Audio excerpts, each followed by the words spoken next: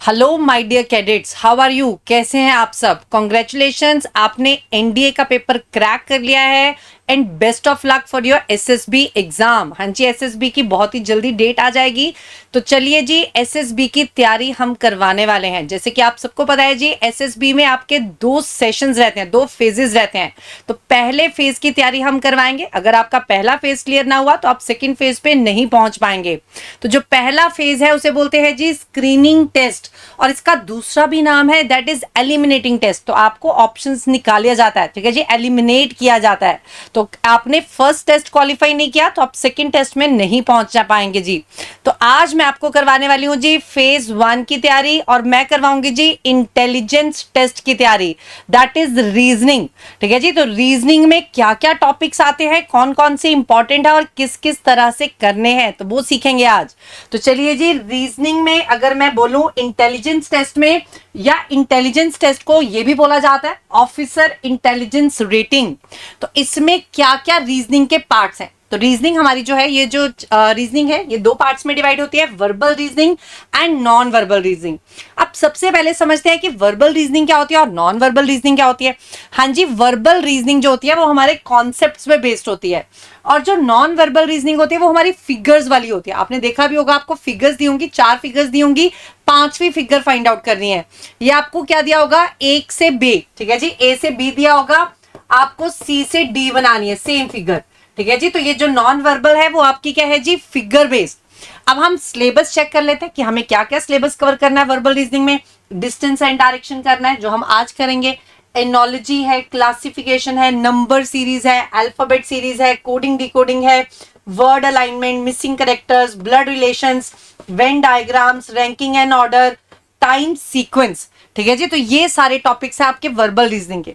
अगर मैं बात करूं नॉन वर्बल रीजनिंग की, तो आपके पास फिगर एनोलॉजी है, फिगर क्लासिफिकेशन है, नॉन वर्बल सीरीज है। ठीक है जी, नॉन वर्बल मतलब वही सारा आपके फिगर्स वाले, ग्रुपिंग ऑफ फिगर्स, तो ये सारे फिगर्स बेस्ड होंगी, cube and dice, figure completion, embedded figures, dot problem, mirror and water image, paper cutting and paper folding, counting of figures. तो ये सारे चैप्टर्स मैं आपको 1 बाय 1 करवाने वाली हूं इसी चैनल पे। तो जिन्होंने इस चैनल को सब्सक्राइब नहीं किया है, फटाफट चैनल को सब्सक्राइब कीजिए और वीडियो को लाइक कीजिएगा।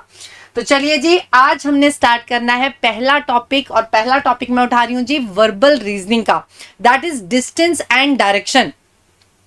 अब देखिए, जैसे कि चैप्टर का नाम ही बता रहा है, डिस्टेंस एंड डायरेक्शन।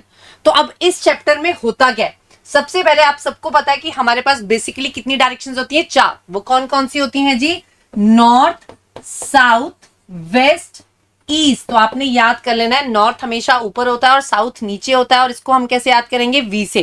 ठीक है जी, नॉर्थ ऊपर साउथ नीचे, तो इसको याद कर लेंगे WE। तो नॉर्थ ऊपर होगा, साउथ नीचे होगा, वो हो गया वी। ठीक है जी, तो वी से याद कर लेंगे। तो जब भी अगर आपको एक बच्चे को स्कूल लेके जाना है घर से, तो आपको बोला गया कि वो नॉर्थ गया है, तो आपको इस पॉइंट से नॉर्थ जाना है, तो ये नॉर्थ आ गया। साउथ गया तो नीचे आ गया, वेस्ट गया इधर आ गया, ईस्ट गया इधर आ गया। ठीक है जी, नॉर्थ ऊपर, साउथ नीचे, वेस्ट इधर, ईस्ट इधर, तो इस डायरेक्शन में जाना है। अब क्या आ जाता है कि उसने राइट टर्न लिया, लेफ्ट टर्न लिया, तो यहां पर क्वेश्चन गलत हो जाता है, तो ध्यान से मार्क कीजिएगा। राइट टर्न और लेफ्ट टर्न वो जिस साइड पे है उसके अकॉर्डिंग मार्क कीजिएगा। अगर वो नॉर्थ है तो उसका राइट टर्न कहां हो जाएगा, यहां हो जाएगा। अगर वो ईस्ट है तो ये राइट टर्न हो जाएगा और ये लेफ्ट टर्न हो जाएगा। ठीक है जी, तो राइट टर्न और लेफ्ट टर्न बहुत ध्यान से मार्क करने होते हैं इन सवालों में। अगर आपने जरा सा भी गलत कर दिया तो सवाल का जवाब गलत हो जाएगा। तो चलिए जी, इस सवाल को शुरू करते हैं। एग्जाम्पल लेते हैं, एक बच्चा घर से स्कूल जा रहा है। ठीक है जी, वो 5 किलोमीटर नॉर्थ गया, मैं ये ले गई 5 किलोमीटर नॉर्थ। फिर उसने राइट टर्न लिया और 5 किलोमीटर गया, तो ये राइट टर्न ले गई 5 किलोमीटर नॉर्थ। फिर उसने राइट टर्न लिया और 5 किलोमीटर गया, तो ये आ गया जी right turn 5 kilometre north, sorry 5 kilometre right turn लिया तो 5 किलोमीटर इधर आ गया। ठीक है जी, अब ऐसे जा रहा है 5 किलोमीटर, फिर 5 किलोमीटर, फिर राइट टर्न लिया 5 किलोमीटर इधर आ गया। अब ये है उसका घर और ये है स्कूल। ठीक है जी, अब मेरे पास डायरेक्शन से रिलेटेड 3 तरह के सवाल आते हैं। पहला सवाल, वो किस डायरेक्शन में मूव कर रहा है, तो देखिए वो किस डायरेक्शन में मूव कर रहा है, साउथ। नीचे जा रहा है तो ये कौन सी डायरेक्शन है, साउथ, तो कौन सी डायरेक्शन में मूव कर रहा है, साउथ में कर रहा है। अगर मेरे पास सवाल आ जाता उसका घर उसके स्कूल से कौन सी डायरेक्शन में है, तो आपने देख लेना है कि जहां पर लिखा है विद रिस्पेक्ट, या फ्रॉम, ठीक है जी। कहां पर लिखा है जी? विद रिस्पेक्ट फ्रॉम, स्कूल के साथ, तो आपने स्कूल पे चार्ट बना देना। तो यहां पर मैंने चार्ट बनाया यही वाला, और देखिए मेरे पास घर कहां पर आया जी? वेस्ट में। तो इस सवाल का जवाब क्या बनेगा जी? वेस्ट। अगर सवाल होता स्कूल कहां पर है घर से, ठीक है जी, स्कूल कहां पर है घर से, तो स्कूल कहां पर है घर से, तो मेरे पास क्या आंसर आ जाएगा जी? ईस्ट। ठीक है जी, स्कूल पे चार्ट, स्कूल कहां पर है घर से, तो घर पे चार्ट बना लिया, तो कहां पर है जी? ईस्ट डायरेक्शन में। तो आपके पास डायरेक्शन से रिलेटेड 3 तरह के सवाल बनते हैं। पहला सवाल किस डायरेक्शन में जा रहा है, दूसरा सवाल कि उसका घर उसके स्कूल से कौन सी डायरेक्शन में है, ठीक है जी, तीसरा सवाल उसका घर कहां पर है? स्कूल से। तो जो भी आपके पास सवाल है आपने उसका आंसर बहुत ही ध्यान से देना है। नेक्स्ट मेरे पास आ जाता है जी डिस्टेंस। अब डिस्टेंस की बात की जाए तो आपका सवाल कैसे बनता है जी? घर से स्कूल की दूरी बताएं। तो घर से स्कूल की दूरी देखिए कितनी आएगी जी? घर से मेरे पास स्कूल की दूरी आएगी जी 5 किलोमीटर। और कुछ बच्चे बोलेंगे कि मैम 15 किलोमीटर। हाँ जी बच्चे, 15 किलोमीटर आंसर नहीं दे रहा। हमेशा ये जो कॉम्पिटिटिव एग्जाम्स होते हैं ना, तो इसमें हमेशा आपको निकालना होता है जी शॉर्टेस्ट डिस्टेंस। ठीक है जी, वो घर से स्कूल इस तरीके से भी तो जा सकता था, पर उसने गेड़ी मारते हुए जाना था, लंबा रास्ता काट के गया, तो कितना आ गया जी? 15। पर लंबा रास्ता नहीं पूछा। अगर सवाल होता जी टोटल डिस्टेंस कितना है, तो आंसर आता 15। पर सवाल क्या है जी? घर से स्कूल की दूरी। तो घर से स्कूल की दूरी कितनी है जी? 5 किलोमीटर। क्लियर जी? तो ये आपके पास जो डिस्टेंस है वो इजीली कैलकुलेट हो गया 5 किलोमीटर, क्योंकि ये भी 5 है, ये भी 5 है, तो ये भी 5 हो गया। अब कई बार मेरा इस तरीके से सवाल आ जाता है, वो ऐसे जा रहा है फिर ऐसे जा रहा है, तो ये है उसका घर और ये है उसका स्कूल। अब मुझे निकालनी है जी शॉर्टेस्ट डिस्टेंस, घर से स्कूल की दूरी निकालनी है, तो ये निकालना है। तो इसको निकालने के लिए याद कीजिए, आपने पढ़ा हुआ है ये सब, राइट एंगल ट्राइंगल। हाँ जी, राइट एंगल ट्राइंगल बन रहा है, और इसे हम बोलते हैं जी हाइपोटेन्यूज, इसे बोलते हैं प्रिपेंडिकुलर, और इसे क्या बोलते हैं जी? बेस। ठीक है जी, तो अब इसमें क्या फॉर्मूला निकलेगा? तो मुझे हाइपोटेन्यूज निकालना है, और ये सबको पता है कि जो हाइपोटेन्यूज होता है वो इन दोनों से क्या होता है जी? बड़ा होता है। ठीक है जी, देखने में ही लग रहा है बड़ा। तो क्या फॉर्मूला होता है जी? हाइपोटेन्यूज अगर आपको निकालना है तो प्रिपेंडिकुलर की स्क्वायर प्लस बेस की स्क्वायर। ठीक है जी, तो ये चीज का फॉर्मूला याद कर लीजिए। कई सवाल तो बहुत ही इजीली हो जाते हैं। पाइथागोरस ट्रिपलेट है, वो याद करेंगे तो आप इजीली कर लेंगे। अगर आपको वो ट्रिपलेट याद नहीं है, ठीक है जी, ट्रिपलेट याद नहीं है, तो आपको ये फॉर्मूला याद होना चाहिए। तो चलिए जी पाइथागोरस ट्रिपलेट भी याद कर लेते हैं। क्या होता है जी पाइथागोरस ट्रिपलेट? ये रे जी, अगर आपका प्रिपेंडिकुलर 3 है, बेस 4 है, या इसका वाइस वर्सा है, ठीक है जी, इसका वाइस वर्सा मींस ये 4 आ जाए और ये 3 आ जाए, तो हाइपोटेन्यूज कितना आ जाएगा? 5। तो चलिए मैं निकाल के दिखा देती हूँ। ये देखिए 4 और 3, ठीक है जी, 4 का स्क्वायर, 4 का स्क्वायर प्लस 3 का स्क्वायर। हाँ जी, 4 का स्क्वायर कितना होता है जी? 16, और 3 का स्क्वायर कितना होता है जी? 9। तो ये आ गया जी √25। तो 25 को अगर मैं ऐसे लिखूं 5 × 5, तो ये बाहर आ गया, तो क्या आ गया जी? 5 किलोमीटर। तो इस सवाल का जवाब क्या बना जी? 5। तो 4 और 3 का हमेशा हाइपोटेन्यूज क्या रहेगा? 5 रहेगा। तो ये आपको याद कर लेना है। ठीक है जी, ऐसे ही अगर मैं देखूं 5 और 12 का हमेशा क्या रहता है? 13 रहता है। 8 और 15 का 17 रहता है। 7 और 24 का 25 रहता है। 20 और 21 का 29 रहता है। 9 और 40 का 41 रहता है। इसमें एक चीज और याद कर लेनी है, अगर यहां लिखा है 3 × 2 6, मुझे ये 6 दे दिया। ठीक है जी, मुझे क्या दे दिया? 6 दे दिया। ये 6 दे दिया, ठीक है जी, और ये मुझे दे दिया 4 × 8, ये 8 दे दिया। अगर ये भी 2 से मल्टीप्लाई हो रहा है, ये भी 2 से मल्टीप्लाई हो रहा है, तो हाइपोटेन्यूज भी 5 × 2 = 10 हो जाएगा। तो 8 और 6 का मेरे पास हाइपोटेन्यूज कितना आ जाएगा? 10। ठीक है जी, अगर मेरे पास परपेंडिकुलर और बेस 3 4 आ रहे हैं तो 5 आएगा। अगर मेरे पास 6 और 8 आ रहे हैं, यानी कि इसको 2 से गुना किया, तो ये भी 2 से गुना हो जाएगा। ऐसे ही अगर इसको 3 से गुना कर दिया, यानी कि 9 आ गया, और ये 12 आ गया, तो ये कितना आ जाएगा? 15। क्लियर जी? तो चलिए जी अब कुछ सवाल करते हैं प्रैक्टिकली, तो आपको और क्लियर होगा। तो ध्यान से सुनिएगा, मैं 5 सवाल करवाने वाली हूं, तो ध्यान से अटेंटिव होके कीजिएगा। फ्रॉम अ पॉइंट एम, अब ये रहा जी एम, मैंने एम पॉइंट बना लिया।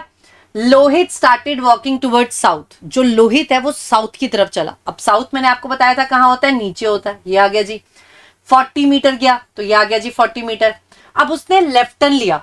अब लेफ्ट टर्न कैसे लेना है? अब देखिए इस डायरेक्शन में जा रहा है, तो ये मेरा राइट हैंड है और ये लेफ्ट टर्न है, तो ये हो गया जी लेफ्ट हैंड। कितने मीटर गया? 30 मीटर गया। कहां पहुंच गया? आर पॉइंट पे। कहां पहुंच गया? आर पॉइंट पे। अब सवाल पढ़ते हैं। सवाल क्या है जी? The point R is at what minimum distance and in what direction from point M. उसने कहा एक तो मुझे इसका शॉर्टेस्ट डिस्टेंस बताओ, ठीक है जी, क्या बताओ? शॉर्टेस्ट डिस्टेंस, मिनिमम डिस्टेंस, ये निकालना है। और मुझे क्या बोला कि आर कहां पर है? आर कहां पर है? एम से। तो एम से बताना है आर कहां पर है। तो एम से बनाया, ये आ गया नॉर्थ, साउथ, वेस्ट, ईस्ट। तो अगर मैं ध्यान से देखूं तो आर कहां पर आ रहा है जी? साउथ ईस्ट में। तो इस सवाल का जवाब साउथ ईस्ट, यानी कि ऑप्शन ए या 4, ठीक है जी, ऑप्शन ए या 4। अब आप इसको स्मार्टली भी कर सकते हैं। मैंने आपको बताया जो हाइपोटेन्यूज होती है इन दोनों से बड़ी होगी, तो 40 और 30 से बड़ी होगी। तो 35 तो नहीं होगा आंसर, क्या आएगा? 50 आएगा। ठीक है जी, क्या आ गया आंसर? 50। तो इस सवाल का जवाब क्या रहा जी? Option D.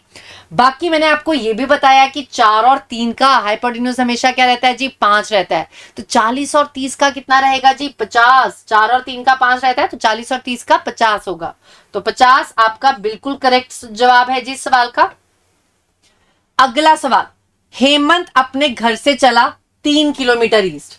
अब ये हेमंत का घर ले लेते हैं, और वो 3 किलोमीटर ईस्ट गया, तो ईस्ट इधर आ गया। फिर उसने लिया जी राइट टर्न, 2 किलोमीटर गया। अब देखिए इस तरह से जा रहा है, इस तरह से, तो जब इस तरह से जाएगा तो राइट टर्न कहां आएगा? नीचे। तो ये आ गया जी 2 किलोमीटर, राइट टर्न लिया, 2 किलोमीटर आ गया। फिर उसने लेफ्ट टर्न लिया 1 किलोमीटर। अब ऐसे जा रहा है, ठीक है जी, ऐसे जा रहा है, तो राइट इधर होगा, लेफ्ट इधर होगा, तो ये आ गया जी लेफ्ट टर्न 1 किलोमीटर। फिर उसने राइट टर्न लिया, 2 किलोमीटर गया। अब ऐसे जा रहा है, इस डायरेक्शन में जा रहा है, तो राइट टर्न कहां होगा? नीचे। तो राइट टर्न आ गया जी 2 किलोमीटर। तो राइट टर्न और लेफ्ट टर्न बहुत ध्यान से लेना, मैं आपको बार बार बोल रही हूं। फिर उसने राइट टर्न लिया, 1 किलोमीटर आ गया, तो राइट टर्न 1 किलोमीटर। अब इस चीज का भी ध्यान रखिएगा, अगर ये 1 किलोमीटर है, ये 1 किलोमीटर, तो बराबर आ गए। तो यहां आ गया, और ये कहां पहुंच गया जी? स्कूल। सवाल क्या है जी? सवाल है मिनिमम डिस्टेंस, शॉर्टेस्ट डिस्टेंस बताए घर से स्कूल का। तो ये था घर और ये है स्कूल, तो ये निकालना है। तो इसको मैंने ज्वाइन कर दिया, ये आ गया 2, ठीक है जी। मेरे पास परपेंडिकुलर आ गया 4 और ये आ गया 3। तो 4 और 3 का हाइपोटेन्यूज कितना होता है जी? 5, ठीक है जी। अगर मैं ऐसे भी निकालूं तो ये देखिए, हाइपोटेन्यूज निकालना है तो 4 का स्क्वायर प्लस 3 का स्क्वायर। तो 4 का स्क्वायर होता है जी 16, 3 का स्क्वायर होता है जी 9। तो कितना आ गया जी? √25। तो मुझे पता है 5 × 5 कितना होता है? 25। तो क्या सवाल का जवाब रहा जी? 5 किलोमीटर। चलिए जी अगला सवाल। अगला सवाल देखिए जी क्या कह रहा है? If south east becomes north, वो कह रहा है साउथ ईस्ट को नॉर्थ बना दो। पहले मैं ओरिजिनल बना लेती हूँ, ठीक है जी। ओरिजिनल बना लिया, ये आ गया नॉर्थ, ये आ गया साउथ, ये आ गया वेस्ट, ये आ गया ईस्ट, ये ओरिजिनल हुआ। अब देखिए ये क्या हुआ? ये नॉर्थ और ईस्ट के बीच में आ गया नॉर्थ ईस्ट, ये साउथ और ईस्ट के बीच में साउथ ईस्ट, ये साउथ वेस्ट, ये नॉर्थ वेस्ट। ये आपके पास नॉर्थ और वेस्ट के बीच में ये आ गया, नॉर्थ और ईस्ट के बीच में ये आ गया, साउथ और ईस्ट के बीच में ये आ गया, साउथ और वेस्ट के बीच में ये आ गया। अब उसने क्या कहा? साउथ ईस्ट को क्या बना दे? नॉर्थ बना दे। तो साउथ ईस्ट को क्या बना देना है? नॉर्थ, ठीक है जी। ये देखिए मैंने क्या कर दिया, अब पेन का कलर चेंज कर लेते हैं। ये रहा, साउथ ईस्ट बिकम्स नॉर्थ। तो ये साउथ ईस्ट था, इसको क्या बना लिया मैंने? नॉर्थ बना लिया। अब थोड़ा सा दिमाग लगाना है, क्योंकि रीजनिंग में, इंटेलिजेंस टेस्ट में अगर आप दिमाग नहीं लगाएंगे तो सवाल बनेंगे नहीं।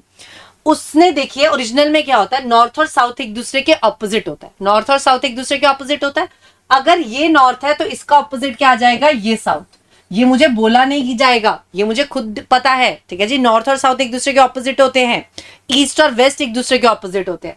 अब उसने कहा नॉर्थ ईस्ट बिकम्स वेस्ट, ये वेस्ट बन गया, ये नया वेस्ट बन गया। अगर ये नया वेस्ट बनेगा तो इसका बिल्कुल ऑपोजिट क्या आ जाएगा? ईस्ट आ जाएगा। ये देखो ईस्ट और वेस्ट एक दूसरे के ऑपोजिट, अगर वो वेस्ट है तो ये क्या हो गया? ईस्ट हो गया। सवाल है ओरिजिनल वेस्ट क्या बन गया? तो ये ओरिजिनल वेस्ट है, ये क्या बन गया? तो ये ओरिजिनल वेस्ट क्या बन गया जी? South east. ये नया साउथ, ये नया ईस्ट, तो साउथ ईस्ट। अगर मुझसे पूछा जाता कि बताए ओरिजिनल नॉर्थ क्या बन गया, तो ये साउथ और वेस्ट, तो क्या बन जाएगा जी? साउथ वेस्ट बन जाएगा। अगर ये पूछा जाता ओरिजिनल ईस्ट क्या बन गया, तो ये नॉर्थ वेस्ट बन जाएगा, ठीक है जी। तो चलिए जी अगला सवाल। अगला सवाल ध्यान से देखिएगा, क्योंकि इसके जैसा एक और सवाल कराऊंगी और फिर सेशन को करेंगे वाइंड अप। नेक्स्ट सेशन आपका रहेगा जी पीपीडीटी का। हाँ जी, आयुष अपने घर से चला साउथ की तरफ, तो आयुष को साउथ की तरफ लेके गए। ठीक है जी, पेन हम वाइट कर लेते हैं, ज्यादा क्लियर होगा। यहां पे हम इरेज करके दोबारा यूज करते हैं। आयुष साउथ गया, ये आ गया साउथ। कितने मीटर गया? 100 मीटर गया, तो साउथ जा रहा है 100 मीटर। फिर उसने लिया जी लेफ्ट टर्न और 200 मीटर गया। अब इस तरह से जा रहा है, इस तरह से, तो ये होगा राइट टर्न और ये होगा लेफ्ट टर्न। ठीक है जी, तो ये आ गया लेफ्ट टर्न। और एक चीज का और ध्यान रखिए, 100 और 200 में डिफरेंस दिखना चाहिए। तो 100 आपका छोटा होना चाहिए और 200 क्या होना चाहिए? बड़ा होना चाहिए। तो 100 आपका छोटा है और 200 क्या है? बड़ा।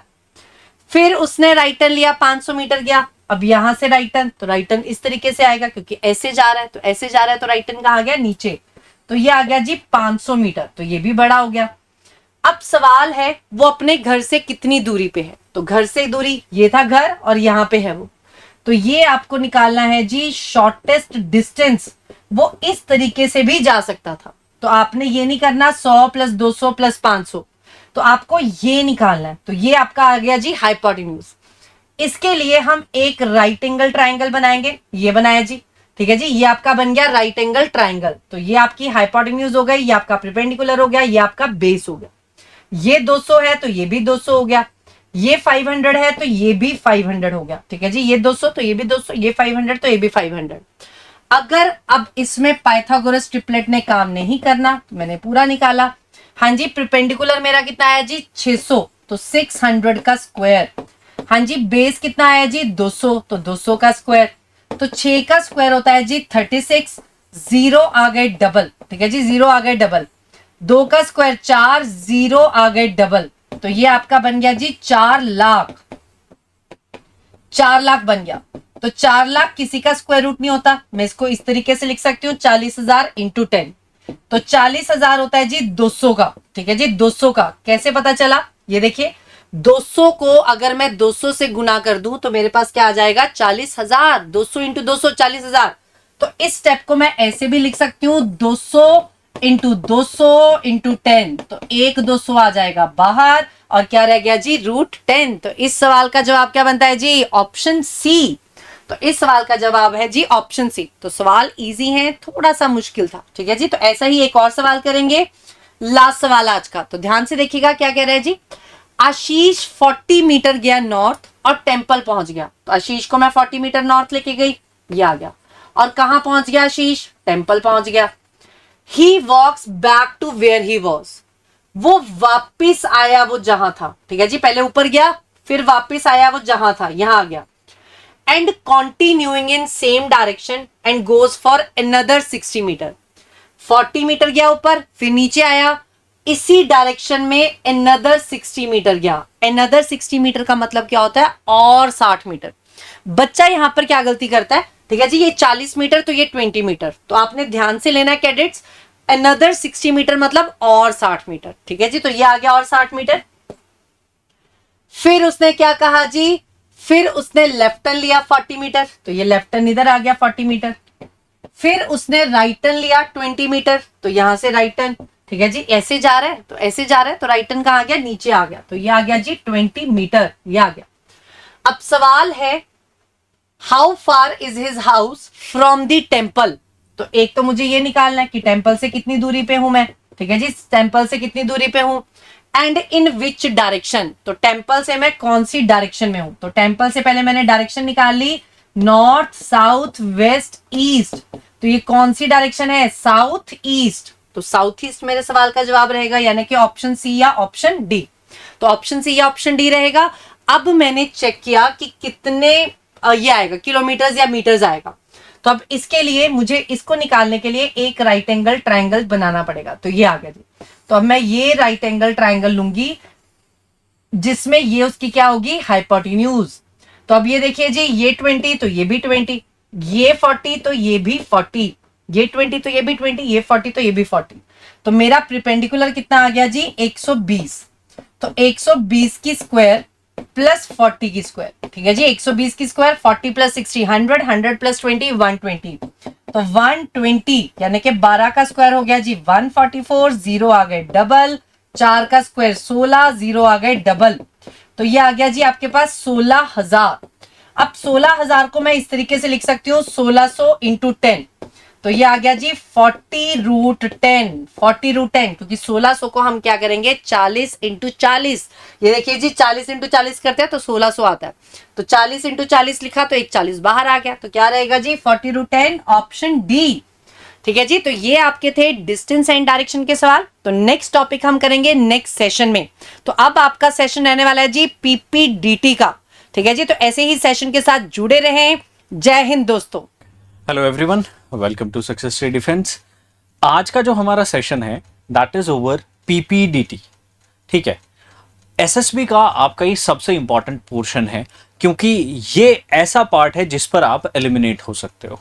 नाउ व्हाट इज पीपीडीटी, इसमें क्या करना है, कौन से ऐसे 4 स्टेप हैं जिसको आप फॉलो करके इस राउंड को इजीली पास कर सकते हो। अब सबसे इंपॉर्टेंट चीज है आपका फ्रेम ऑफ माइंड। मान लिया आपको एक पिक्चर दी जाती है, ये पिक्चर है राइट, आप इसको देखते हो और आपको इसके बारे में एक डिस्क्रिप्शन देना है राइट।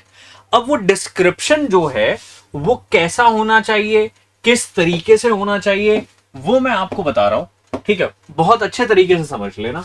देखो, जब भी आप पिक्चर देखते हो, ठीक है, उस पिक्चर को बहुत ही अच्छे तरीके से, मतलब इन अ वेरी गुड वे आप चेक करो। ठीक है, यहां से आपको चेक करना है सराउंडिंग्स। ठीक है, कि पिक्चर में क्या क्या दिखाया गया है। ठीक है, कितने लोग हैं राइट, और वो क्या कर रहे हैं, व्हाट आर दे डूइंग। ठीक है, सिंपली सबसे पहला स्टेप आपका ये होता है। ठीक है जी, पिक्चर देख ली, अच्छे तरीके से देख ली, क्या सराउंडिंग्स हैं, कितने लोग हैं और वो क्या कर रहे हैं, 3 चीजें। ठीक है, अब पिक्चर को कई बार ये बोला जाता है कि पास्ट, प्रेजेंट और फ्यूचर कॉन्टेक्स्ट में समझाइए। ठीक है, पास्ट, प्रेजेंट और फ्यूचर कॉन्टेक्स्ट में अगर दिया गया है, ये तीनों चीजें आपको एक्सप्लेन करनी ही करनी है। अगर दिया नहीं गया है तो सिर्फ और सिर्फ पिक्चर के बेसिस पर उस इमेज के थ्रू क्या चल रहा है वो समझाना है। ठीक है, सिंपल, समझ में आ गया, क्लियर हो गया। ठीक है, मोस्टली आपके पास क्वेश्चन में पास्ट, प्रेजेंट और फ्यूचर आता ही आता है। ठीक है, अब अगर हम इसी को आगे लेकर के चले, ठीक है, तो एक सिंपल सा फॉर्मूला हमारे दिमाग में आता है। ठीक है, नेगेटिव, ये 3 चीजें हैं जो आपको करनी ही करनी है, याद रखिएगा। नेगेटिव, पॉजिटिव, होपफुल आप कह सकते हैं, या फिर इंप्रूवमेंट का नाम इसको दे रहा हूं मैं। ठीक है, इंप्रूवमेंट स्टेप, पहला स्टेप है नेगेटिव स्टेप, दूसरा है इंप्रूवमेंट स्टेप, और थर्ड जो स्टेप है that is positive, totally positive. ठीक है, पॉजिटिव कह सकते हैं आप, ऑप्टिमिस्ट कह सकते हैं, ऑप्टिमिस्ट स्टेप राइट। ये 3 स्टेप फॉलो करना है। कोई भी पिक्चर दिखी, ठीक है, उसको एक्सप्लेन करके एक नेगेटिव चीज क्रिएट कर दो। ठीक है, कि पास्ट में इस बंदे के साथ कुछ नेगेटिव चीजें हुई है। ठीक है, अब पॉजिटिव में उसने कुछ ऐसे स्टेप्स लिए कि जो पहले गलतियां हुई थी अब नहीं हो रही हैं। ठीक है, और फ्यूचर में ये करने का सोच रहा है। ठीक है, गलतियां इससे अब नहीं हो रही हैं, तो फ्यूचर में ये जो चीज इसने की बहुत अच्छे तरीके से हो गई। ठीक है, तो आपके लिए क्या है, यहां पर 3 चीजें, 3 स्टेप फॉर्मूला है पीपीडीटी में, ये आपको फॉलो करना है। This is the best method.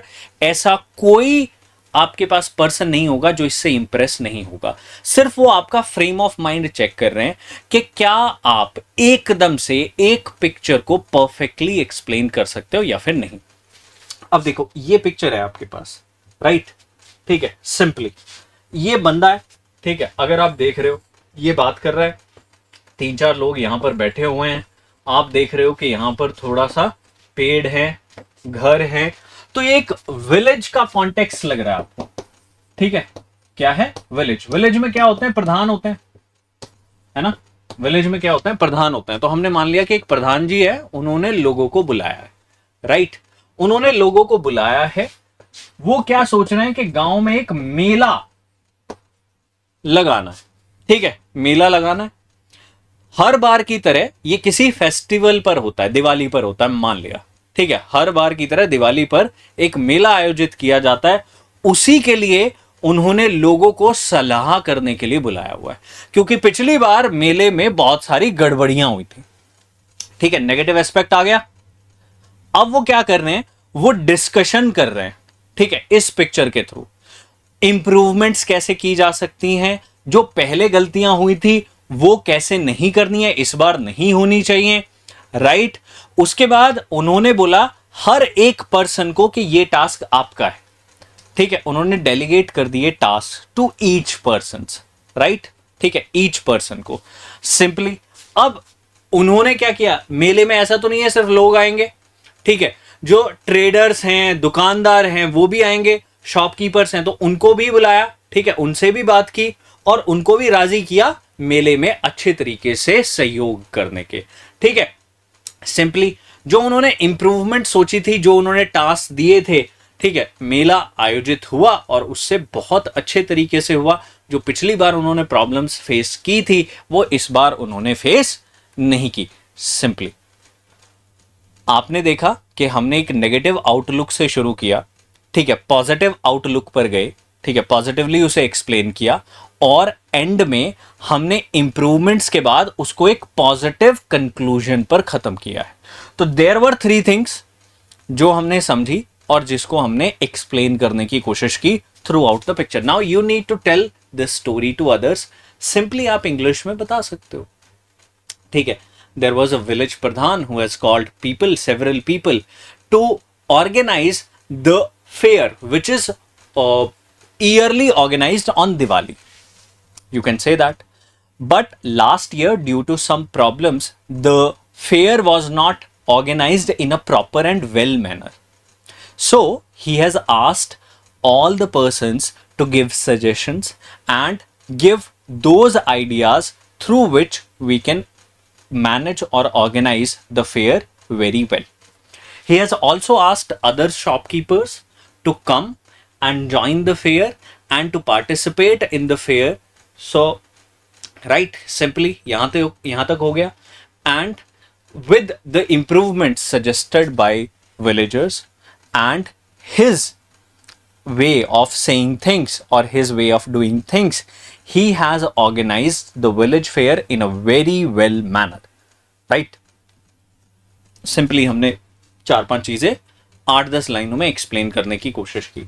अब बहुत सारे स्टूडेंट्स कहते हैं कि सर कितना लेंथी होना चाहिए ये, ठीक है। देखो मुझे लगता है कि यहाँ पर पास्ट में 2 चीजें आप एक्सप्लेन कर दो। There were 2 to 3 things.